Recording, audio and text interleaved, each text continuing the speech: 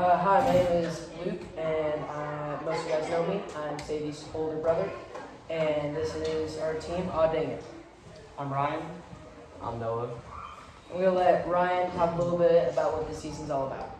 So this season is, the objective of the season is to shoot these balls into a goal of sorts that's about that tall.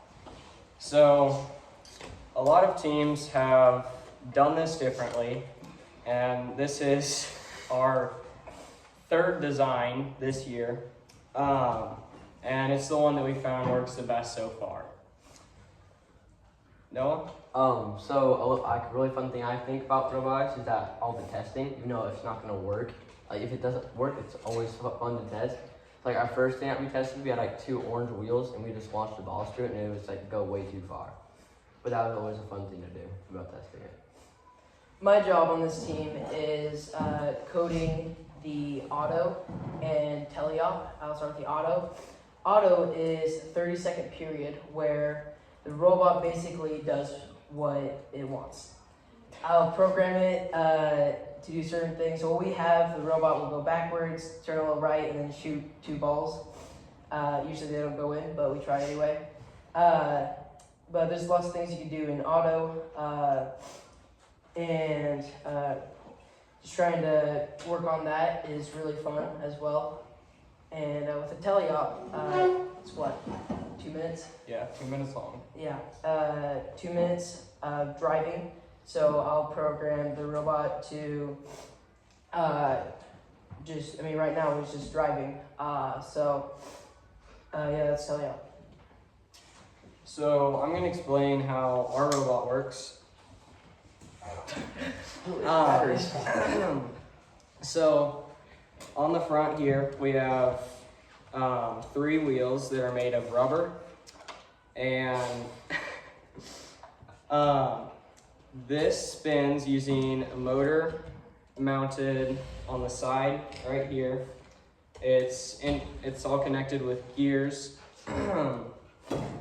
So we intake the ball from about 6 feet away from the goal and make it somewhat consistently. One thing that some of you guys may have noticed is the wheels are kind of funky. They have free spinning rollers on them that are mounted at an angle. These wheels allow our robot to move not only forward and backward, but also side to side without turning. Luke? It's Noah's turn. So I'm gonna talk to you about CAD. So CAD is like where you make stuff in like a 3D model, and then we can print out Mr. Justin's printer. Like these things I made, and so it's gonna go like roughly about that. And so this chicken wire right here, like the whole entire intake thing. This whole thing is I'm working on 3D printing the whole thing, and then it just makes it a lot more efficient. But yeah, and like you can on CAD you can like make lines any type of shape you want, like circles and stuff. But I made this thing too. But I made this thing, so it's gonna be like the hood, and then there's I have like a rotating thing, so it can rotate it up and down. So when the balls go, we can either shoot from like close range or like farther range. So it can go like the arc wise. One thing I'm going to add to that is at the beginning of the year, if you do robotics, you'll do a bunch of lessons on CAD, so that way you can kind of learn how it works and different things you can do on it. It's definitely worth it.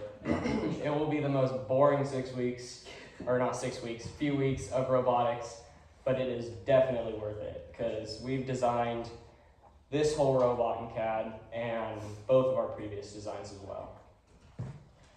Now we would like you to have any questions if you have. Oh, yes. Why is your guys' team name Aw, Dang It? Can we send it? We Yeah. say it a lot Yeah, because things don't work it's out. kind of our motto. Yeah, motto. Motto. Same thing. Are any other questions? Be prepared for questions. Okay. Yeah. Yes? Does the robot have a name? Timmy. Timmy, yes. Yeah. Didn't mention that. You talked about your autonomous shots, you take two, but they never hit. Yeah. What are you doing to fix it? Just adjusting how far to go back. We just changed. We just printed this off, so it changed how far I need to go back or forward or right, so I can hit that spot. Is there any other more sophisticated way in robotics that you could solve the problem?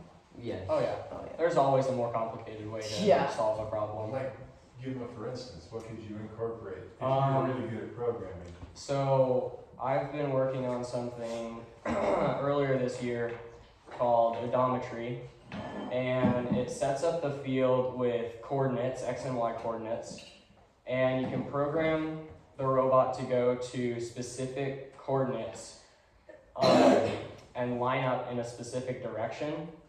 So that would be the more complicated way to solve the problem. It also helps in teleop because you can just consistently go to the exact same spot.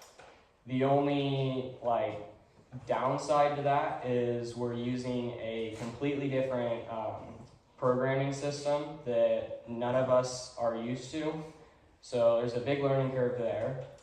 And we have to mount what's called an encoder wheel on the bottom of our robot to track where the robot is at all times, so that if it gets hit by another robot or if it gets pushed off course, it can figure out where it needs to go to get back to where it's supposed to be. I'm gonna add on to that. So what Luke was saying about these wheels and stuff, so he can control the power for the intake or outtake of this and this. So let's say if we want to go 2 feet from the goal, but we don't want to go any farther, but we have to change the power if we want to adjust it. So we can change it 0.7 and it won't go that much. But if we want, we can change it 1, it'll just go that much. And it's depending on what type of power, how much power you have, it would just be the faster it'll go and stuff. So we can launch from different spots and control the balls more. I guess, yeah. Luke, do you know of any other ways we could have solved that problem that would have been more complicated than? I think a lot of it is time. How much time you're spending. At the beginning of the season, we could not figure out the driving. It just was not working. It took a really long time for us to figure that out. It would have been quicker. We probably would have found out a better way to launch the balls in auto or teleop. So, when we go to competitions and stuff, so you're gonna you're gonna have a bunch of different alliances. So every match you can preload 3 balls, and you're gonna have 1 alliance for 2 alliances on each team, and then there's 4 alliances in all in each match, and the match about 2 minutes long for teleop, and then 30-second auto, and then also 30-second end game, and then so there's 2 teams on each side, and there's the goals in the corners. And then each robot has their auto time, like Luke was saying. The robot controls itself, pretty much. And then after that, Ryan or me will take the controls and we'll start driving it around. And we'll score as many balls. And at the end game, there's boxes that you have to get into. And if you get into those boxes, then you get an additional points. So just to clarify, for auto, the robot does not just drive around and do whatever. It is very specific pre-programmed functions or movements that Luke programs. So both Luke and Noah have said that it just kind of drives around. That is not true. It does not. It doesn't just do whatever. It's a very specific inputs, and it's all very controlled. 6th grade, you got any other questions? How long did it take to build?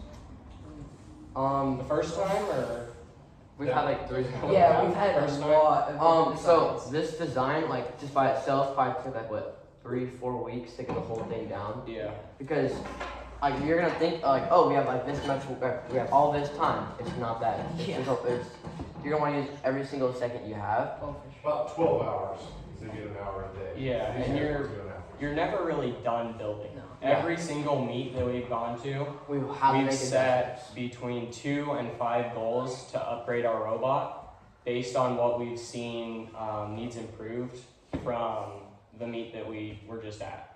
Because the chicken wire, it was too mesh, we mounted it today so we could show you guys like how it was.